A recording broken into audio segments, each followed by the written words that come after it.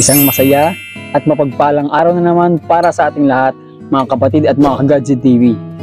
Gaano nga ba kahalaga ang pananampalataya at pagtanggap natin sa ating Panginoong Jesucristo bilang ating sariling tagapagligtas at Panginoong Diyos? Ano ang kahalagahan nito para sa buhay ng isang tao? Gaano nga ba kahalaga ang pagtanggap ng bawat tao sa ating Panginoong Jesucristo bilang kanilang sariling tagapagligtas at Panginoong Diyos? Ito ang ating alamin sa topic na ito. Ano ang magagawa ng pananampalataya ng tao para sa kanyang buhay? Ano ang sinasabi ng Biblia tungkol sa mga bagay na ito? Yan ang ating naalamin sa ating topic para sa araw na ito.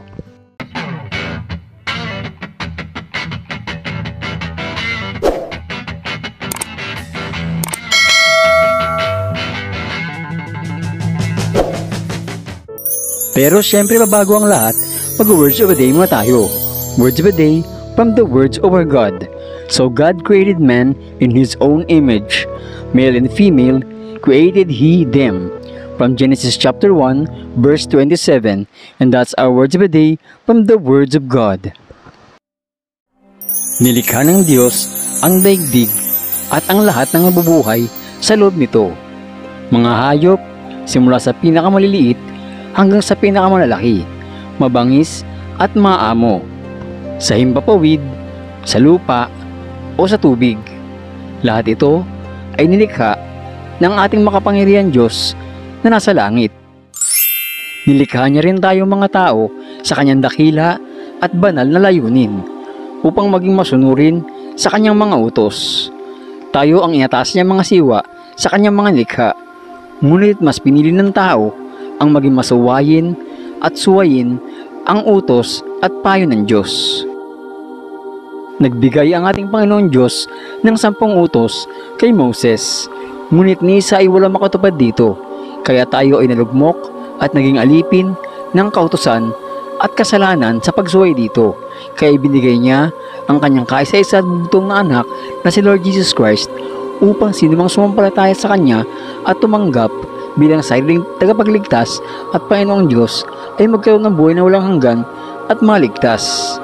Ito ang tanging paraan upang ang tao ay makabot sa kalulhatian at kabanalan ng Amang nasa langit.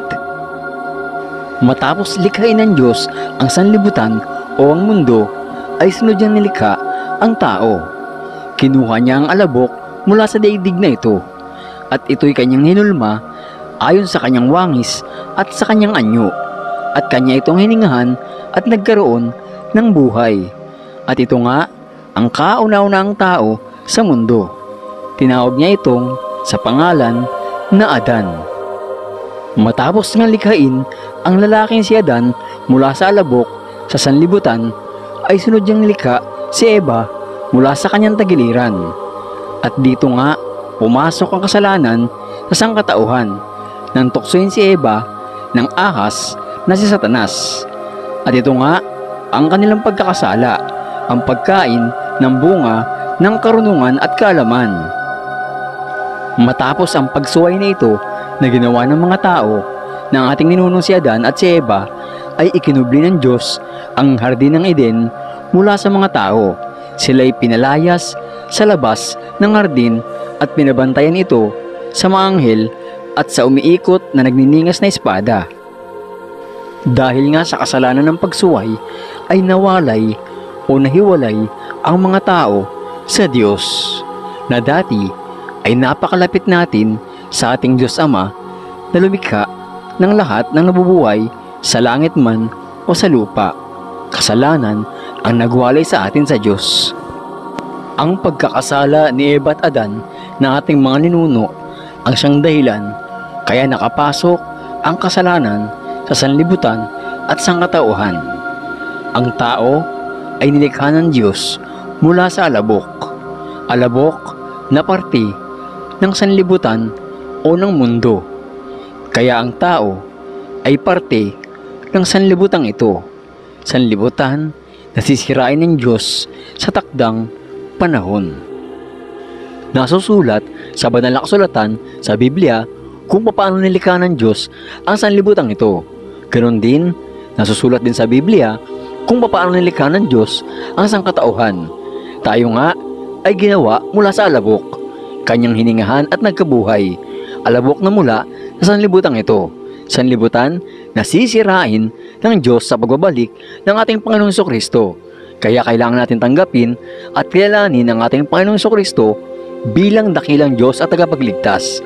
Kailangan natin tanggapin siya at talikuran ng ating mga kasalanan at sumunod at mamuhay sa kanyang mga salita upang tayo magkaroon ng buhay na walang hanggan. At sa oras na tanggapin natin ang ating Panginoong Jesucristo bilang dakilang Diyos, Panginoon at tagapagligtas, doon pa lamang tayo na ihiwalay ng Diyos sa sanlibutan at tayo nagkakaroon ng espiritual na katawan at buhay. Kaya kailangan natin tanggapin ang ating Panginoong Jesucristo bilang ating sariling tagapagligtas at Panginoon upang tayo maihiwalay sa sanlibutan ito at maligtas. So malinaw nga mga kapatid at mga ka-Godseed TV na kapag tinanggap mo si Kristo Jesus na ating Panginoon, hindi ka lang niya pinatatawad sa iyong mga kasalanan. Ikaw ay hinihiwalay niya sa mundong ito sapagkat ang ating ancestor na si Adan o ninuno ay nilikha ng Diyos galing sa alabok. Alabok mula sa daigdig na ito. Kaya pag tinanggap mo si Kristo, ikay bibigyan niya ng reserbang katawan. Papalitan niya ang katawang lupa na ito na ipinagkaloob sa iyo mula kay Adan. At ang iyong espiritu at kaluluwa ay ingatan niya hanggang sa siya ay bumalik sa kanyang pagbabalik dito sa mundo. Kaya kailangan mong tanggapin si Kristo upang ikaw ay magkaroon ng buhay na walang hanggan at maligtas. Yun ang kailangan ng tao. Kapatid, alam kong hindi aksidente ang pagkakataong ito. Alam kong niloob ng Diyos na ikaw ay makapanood sa bidyong ito. Sa mga oras na ito kapatid, tinatawagan ka ng Diyos at kumakatok siya sa iyong puso. Tanggapin mo si Kristo Jesus at papasukin sa puso at buhay mo. Tanggapin mo siya nang may pagsisisi sa lahat ng iyong mga kasalanan at tanggapin mo ang kanyang biyaya at grasya bilang isang sarili mong tagapagligtas at Panginoong Diyos.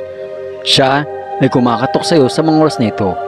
Sambitin lamang ng buong puso, buong pag-iisip at buong lakas ang dalangin na ito. Ama naming dakila na makapangyarihan sa lahat, Diyos ni Abraham, ni Isaac at ni Jacob, Diyos si Daniel, Shadrach, Meshach at Moses.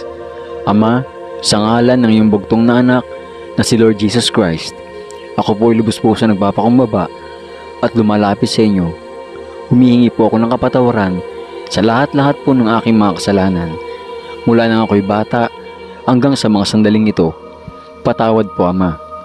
Ama, naniniwala po ako't naanampalataya na ako po ay napatawad niyo na, sapagkat patuloy din po akong magpapatawad at nagpapatawad sa sino mga nagkakasala sa akin. Maraming salamat po Ama. Panginoong Jesucristo, tinatanggap po kita bilang aking sariling tagapagligtas at Panginoong Diyos sa aking buhay. Buong puso, buong unawa, buong pag-iisip at buong lakas. Panginoong Jesucristo, naniniwala po ako't nananampalataya na ikaw ay namatay sa krus ng Kalbaryo at muling binuhay ng Ama sa ikatlong araw upang ako ay bigyan ng buhay na walang hanggan. Panginoong Jesucristo, ikaw na po ang masunod sa aking buhay. Diktahan mo po ako at gabayan sa lahat ng aking gagawin sa aking buong buhay.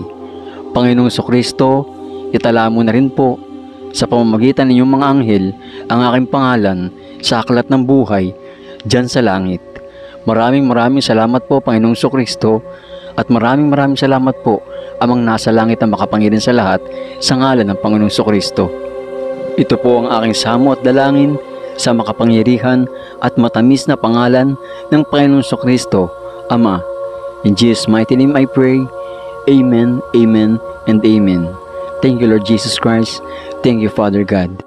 Solid nga mga kapatid, ang ating Panginoong Jesucristo ang ating mediator o tagapamagitan sa ating Amang nasa langit. Sabi sa John 14:6, I am the way, the truth, and the life. No one comes to the Father except by me. Walang makakapunta sa Ama o sa langit kundi sa pamamagitan lamang ng ating Panginoong Jesucristo. Pag sinabing siya lang ang tanging daan, walang ibang daan kundi siya lamang. Ito ay tapat at ito ay mapagkakatiwalaang salita.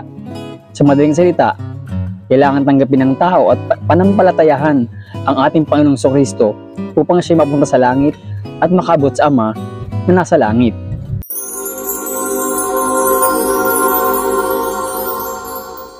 So hanggang dito na lang muna ang ating topic para sa araw nito mga kaibigan, mga kapatid at mga Gadget TV.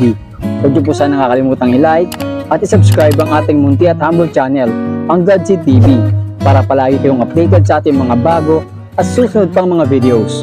Maraming salamat po and God bless us all.